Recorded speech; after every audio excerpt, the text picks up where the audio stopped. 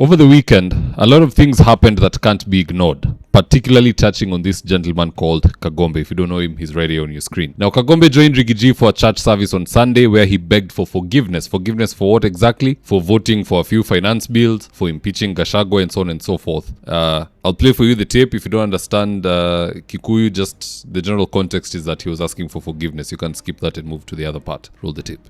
Your Excellency, Rigathi Gachagua, our 6th president, mutugateli munyabu na togoria leo the meguku na ashirika aguku malima ndamugeithia tugeithanie guo. Bwana Yesu asifiwe. Bwana Yesu asifiwe.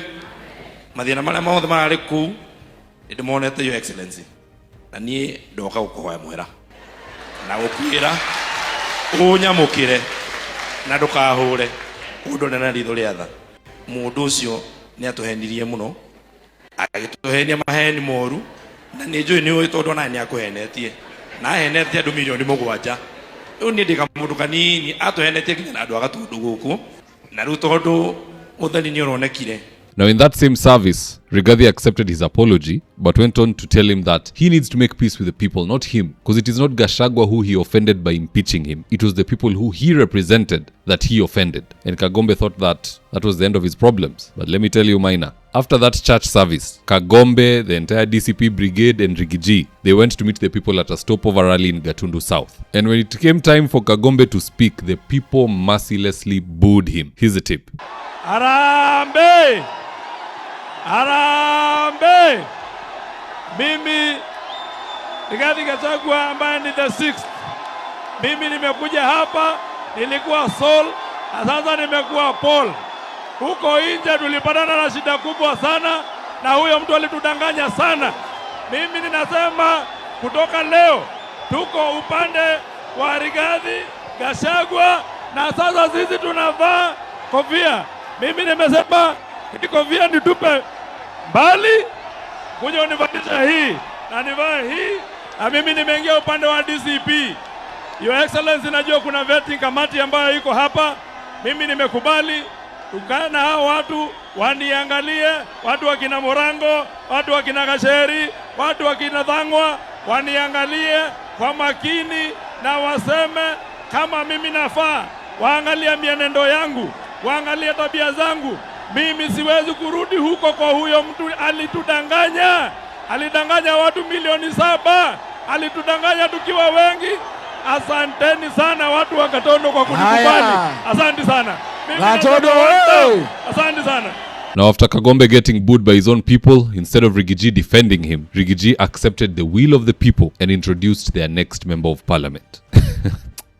Just listening to this savagery. Mimi nimeambia hii wajumbe wote wako kwa Kasongo, mimi sina shida na hawa. Wakuja kwa raia, si ndio? Si wakuja kwenu. Naona kama mmekataa. Mmekataa. Mmekataa.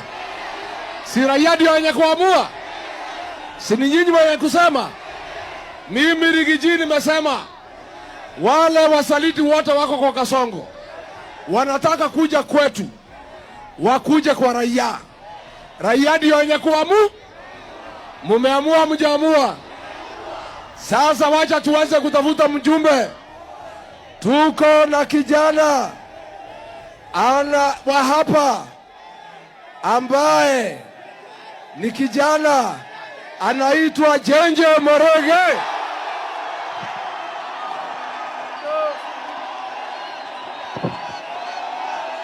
Atodeye!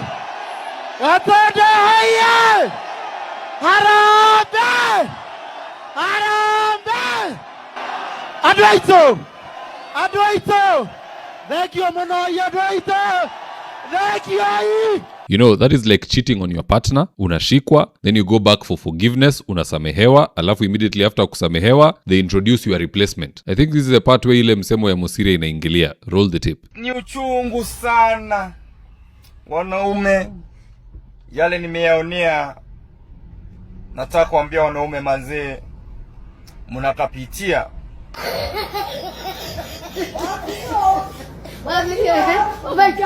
Anywho, in this video I want us to look into what this development means moving forward and also why Kagombe, despite facing initial rejection, might just survive. And so with no further ado, let's get after it. So now what does this mean moving forward? Two things. Number one, all Wasaliti are now trapped. If you stay with Ruto, you go home. And if you go to Gachagua, even if Gachagua accepts you, the people won't. So either way, if you're watching this as a Msaliti, you are destined to go home. It is written. Lesson number two, the mountain does not behave like Nyanza or ODM territories, whereby if Raila accepted someone and gave them the ODM ticket, they would pass with flying colors. In Mlima Kenya, it's the opposite. Even if Gachagua anoints you with olive oil, there is no guarantee that you will make it. It is the people who will ultimately decide whether to reward you or punish you. So in a sense, this is the true bottom up, where the people decide, they make a decision, and the leaders follow. Now, be that as it may, in my opinion, Kagombe might be the first and last Msaliti to survive the purge. Why do I say this? Because of three main reasons. Number one, Kagombe has made that switch on his own. He did not wait for Kawanjiku, Ishungwa, and the others to accompany him. He went alone, suffered rejection alone, asked for forgiveness from Rigiji alone, and whether he's a Msaliti or not, that takes balls. Even now the entire country is laughing at him. Yo kukua booed na mtu introduce your replacement. Taking that is not easy. But because he has decided to go that route this early, he might receive grace in the end. Now the second reason why Kagombe might survive is the fact that Rigiji has 1,000,001 battles to fight in between now and 2027. We are talking of everything from impeachment, goons, political setbacks, betrayal, assassination attempts, and whatnot. All these things can happen. And that gives Kagombe a good opportunity to prove himself and show his worth. When Gachagua is going to court kwa impeachment hearing pale kwa court of appeal, he should be there. When somebody in DCP has been abducted, ameenda missing, he should be the one doing follow-up. He should prove his worth. He has 1,000,001 opportunities in between now and 2027. Hii ndio uzuri ya kuamua mambo mapema. You know, it is just like hii mambo ya salvation. Someone who gets saved at the age of 25 na amekuwa akifanya ushirati all years before that, they have some time to sow a good seed. Wanalifai hii mambo ingine mbaya walifanya. It is different from somebody who anaokoka at the age of 89. Both might make it to heaven, but kwa hiyo mambo ya kukua rewarded, huyu ako 89, what can they offer? It is almost too late. They can make it to heaven, but they don't have a good chance to do good works. So Kagombe huko na hiyo opportunity. Wale watakuja kuhama ati UDA wanaenda DCP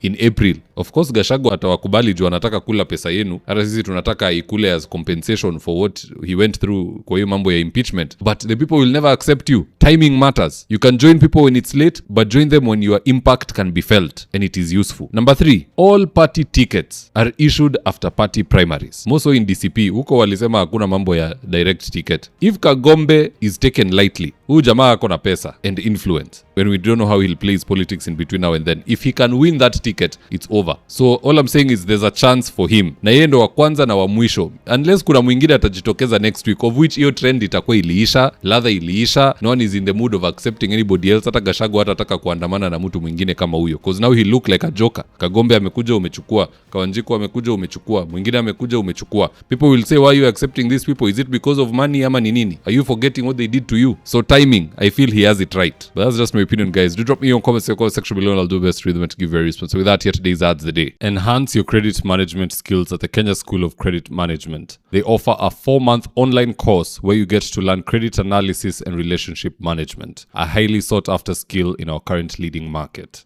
To get started, call 0727 499 561 or 0722 712 669 or visit www.creditschoolmanagement.net. Register now ahead of next month's cohort. Another traffic jam? Another cyber queue? Heck, another surprise cost at checkout? Nah. CTP Print Online ends all of that. Wow! All you have to do is upload your document, see the exact price instantly, and pay via MPESA in under a minute. They've got live order tracking from printer delivery straight to your desk in Nairobi or anywhere nationwide. No queues, no surprises, just perfect prints. Upload now at print.ctpkenya.com. And if you're here for the first time, please go on and hit the subscribe button. And if you're watching from a different platform, just head on over to YouTube, search for Hondavidwafula. Hit the subscribe button, you're going to be getting a ton of content of this nature. If politics is something you're passionate about, this is definitely the one channel that you really need to subscribe to. Alright guys, adios.